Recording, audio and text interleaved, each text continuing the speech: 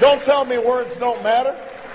Barack Obama himself questioned whether he was ready to run for president back in 2004. At the time, he ruled out running on a national ticket in 2008, suggesting back then he lacked experience. So why have you ruled that out, running nationally? You know, I am a believer in knowing what you're doing when you apply for a job. I stand before you today to announce my candidacy.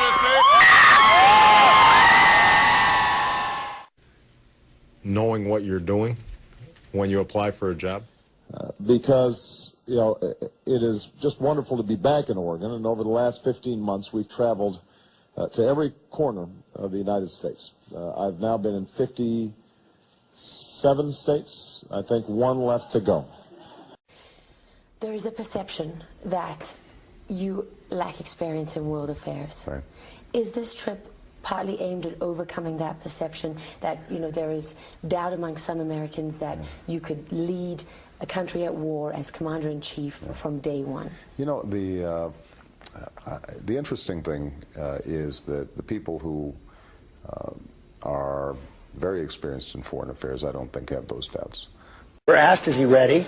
You said, I think he can be ready, but right now I don't believe he is. The presidency is not something that lends itself to on-the-job training. I think that I stand by the statement.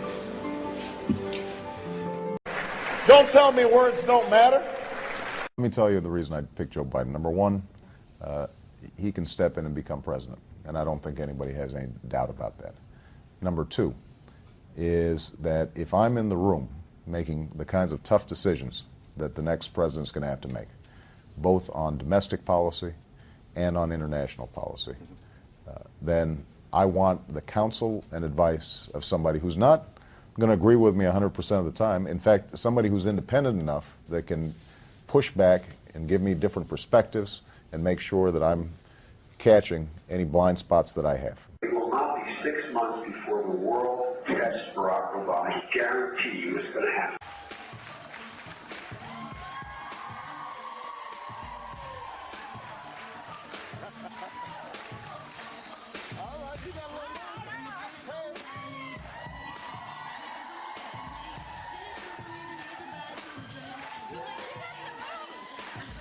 I just want to say that the only thing less popular than putting money into banks is putting money into the auto industry.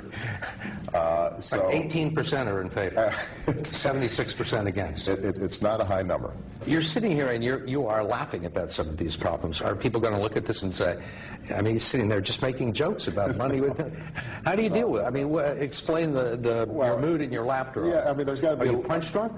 The objective of this trip was to have substantive discussions with people like President Karzai or Prime Minister Maliki or President Sarkozy or others who I expect to be dealing with over the next 8 to 10 years.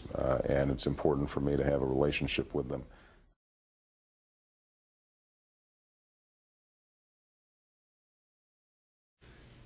Knowing what you're doing when you apply for a job. Those things override a guilt by association.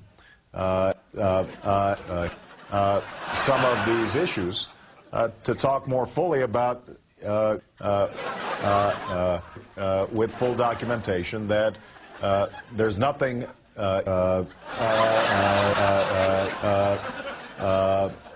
I think there's no doubt that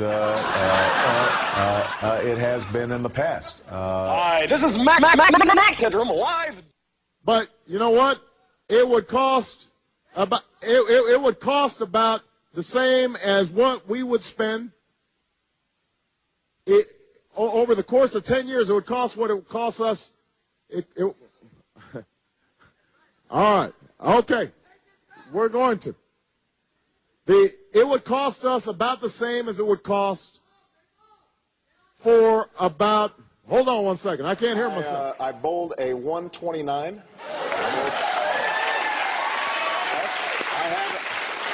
Oh, no, that's very good. Yeah. Oh, that's very good, Mr. President. This is like Special Olympics or something. No, that. Don't tell me words don't matter. There are those who say the plans in this budget are too ambitious to enact. To say that they say that in the face of challenges that we face, we... Hold on a second, John. I thought I was talking. Why did you start running for president? Did you say what's your name again? Natalia. Natalia, that's a pretty name. Why did I start running for president? I got hit in the head with a rock. Shit's getting way too complicated for me.